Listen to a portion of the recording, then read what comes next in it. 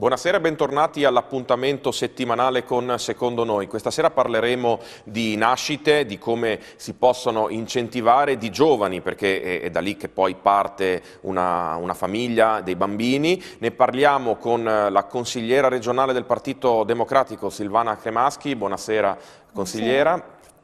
Allora, la Regione ha messo in campo tutta una serie di provvedimenti, ne parliamo adesso. Guardiamo prima però un video, un contributo con una testimonianza di una giovane che appunto ha usufruito degli aiuti che dà la Regione. Prego la regia di agevolare il filmato, grazie. Io sono Serena Daros, ho 29 anni, vengo da Pordenone.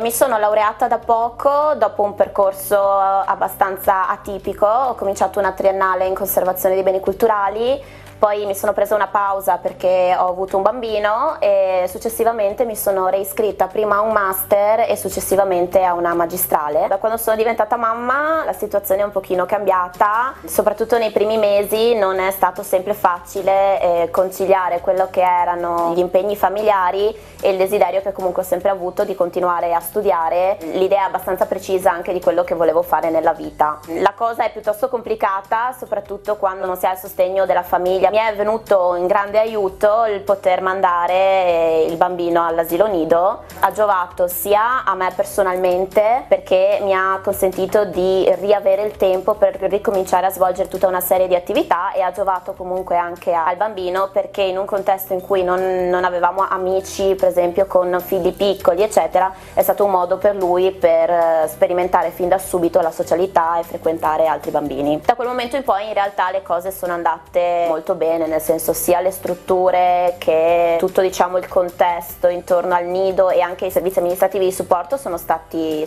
ottimi. È stato abbastanza semplice anche fare domanda, per esempio, per le riduzioni che sono previste per l'iscrizione dei bambini al nido, sulla rette in particolare. Abbiamo beneficiato tutti e due gli anni dell'abbattimento rette della regione. Giuliano al nido si è trovato per fortuna bene da subito, non ha avuto nessun problema né nell'inserimento né poi nella prosecuzione del percorso. Ho visto proprio un grosso cambiamento, è cresciuto veramente tanto e molto velocemente, sono stati fatti anche dei percorsi educativi molto interessanti e molto ben strutturati. È anche una buonissima opportunità per noi donne di non rimanere tagliate fuori per mesi o anni dopo aver avuto un bambino. Secondo me è stata una grandissima opportunità, un'opportunità che dovrebbe essere data a tutti. Ecco, questa era la testimonianza di una ragazza che appunto si è trovata in una serie di situazioni che ovviamente erano difficili da affrontare, ma è stata aiutata. Allora, Cremaschi, la domanda potrebbe essere che cosa fa la Regione per i bambini, però c'è una cosa che magari anche da casa si chiedono, è che cosa fa la Regione per farli questi bambini, per mettere nelle condizioni i giovani di fare questi bambini e di creare una famiglia. Beh, io partirei proprio dal titolo: dove sono finiti i bambini? Chi ci ha portato via i bambini? Non si vedono più bambini per strada, la natalità sappiamo che sta crollando enormemente. La Regione ha le idee ben chiare ed ha un pensiero complesso, non ha un intervento specifico su una cosa, ma ha più interventi su diversi piani. Come giustamente abbiamo visto dal video, il primo tema è: ma i giovani vogliono ancora far figli? Io direi proprio di sì. Noi sappiamo che il desiderio di maternità per la media delle giovani coppie è di 3 figli. La realtà, se proprio va bene, di farne 1. Quindi tra il volere e il potere c'è una differenza. Tra il volere e il potere c'è la precarietà e il precariato. Allora, il primo impegno della Regione è questo. È ovvio che nessuno di noi può pensare di diventare generativo, di essere fecondo, di mettere al mondo una vita, se non sa se a fine mese avrà un minimo di stipendio. Non servono tanti soldi, ma serve la sicurezza che questa cosa sia continuativa. Per cui il primo impegno assolutamente è quello di proporre, di dare l'opportunità ai giovani, alle coppie, alle mamme, ma anche ai papà, di avere un lavoro con una certa stabilità. Esistono quindi dei programmi C'è un acronimo che anche la Regione ha utilizzato per individuare e mettere insieme tutte le politiche per il lavoro e per la formazione per i giovani, che si chiama People. Esatto. Allora, il primo impegno molto grosso su cui la Regione ha lavorato e che è diventato uno degli impegni fondamentali, i frutti poi si cominciano a vedere ma si vedranno poi nel corso del tempo, è questo progetto People di garanzia giovani. Allora, i giovani che stanno facendo fatica ad inserirsi nel mondo del lavoro dopo aver studiato o che sono rimasti fuori da percorsi di studio possono rivolgersi all'ufficio del lavoro e lì ci sarà qualcuno che li aiuta a trovare la strada adatta a loro, quindi con un percorso individualizzato che può comportare un corso di formazione specifico, che può comportare l'andare all'estero per imparare a approfondire l'apprendimento di una lingua o che può risultare in offerte di tirocinio o di lavoro direttamente. Quindi non per farla troppo facile, l'ufficio del lavoro, centro per l'impiego, sono presenti sul territorio, ci si rivolge a questi centri e cercano di dare una soluzione. Sì, per cui l'invito è quello di dire ai giovani andate al centro per l'impiego perché c'è qualcuno che vi può dare una mano, perché la sensazione di precarietà dei giovani è ma tanto nessuno pensa a noi, nessuno ci darà una mano e il lavoro non c'è più. E invece questa cosa c'è ed è un impegno importante della Regione. Quindi ci sono canali per la formazione, canali per il lavoro, la formazione naturalmente che poi porta al lavoro. Esatto. Un altro... No, sempre sulla precarietà, sì. Però per poter avere un bambino, io, giovane coppia, devo sapere che qualche stipendio a fine mese arriva e devo avere la possibilità di avere una casa in autonomia. Ecco, quindi ci siamo accavallati. Esatto, c'è la questione della casa, di un tetto dove stare, ci spostiamo ovviamente di settore e quindi passiamo dal lavoro alle politiche abitative. Ecco, ci sono anche qui delle novità? Anche qui ci sono novità. Intanto la novità è che sul singolo tema tutti gli assessorati, tutte le direzioni sono coinvolte perché non c'è un assessorato che pensa una cosa e l'altro che pensa ad altro, tutti insieme cercano di attivare delle politiche che aiutino le giovani coppie.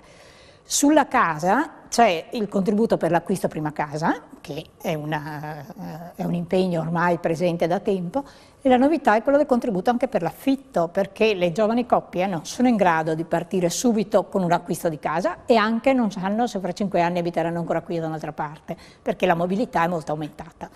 Senta, visto che ne ha parlato anche la ragazza nel video, un passaggio sulla formazione, sul preformazione, questi asili nido, che sono oggettivamente un costo il quale viene abbattuto dall'ente pubblico. Ci sono diversi contributi, sì. Magari ricordiamolo velocemente. Ecco, anche qui ci sono delle novità. A parte c'è un contributo nazionale, c'è un contributo regionale, ma la Regione ha attuato in questi anni un importantissimo intervento che è quello di dare contributi preventivamente, non a posteriori, perché un conto è dire mando mio figlio al nido, devo anticipare la retta e poi viene rimborsato. Arriverà un rimborso, ma se io sono precario, ho uno stipendio molto basso, sono in difficoltà a garantire la retta, ovviamente a quel punto scelgo di non mandare il bimbo al nido. Avere la possibilità invece di iscrivere il bimbo sapendo che la retta mi verrà anticipata, cioè che il grosso contributo della Regione mi permetterà di mandare il bimbo al nido con una spesa affrontabile da tutte le coppie, ovviamente cambia. Solo un chiarimento, perché esistendo 2 linee di intervento più un'eventuale terza che viene dal comune, ogni comune decide, sì. Decide a seconda delle risorse che ha se può intervenire. Bene, comunque ci sono alcuni casi in cui interviene in maniera cumulativa Stato, Regione, Comune, però ci si rivolge a un solo ente.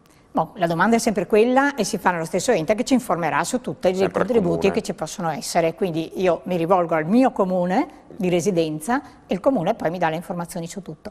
Un'altra cosa però importante, per chi abita in centri più grandi, con maggiore popolazione, è relativamente facile trovare un nido.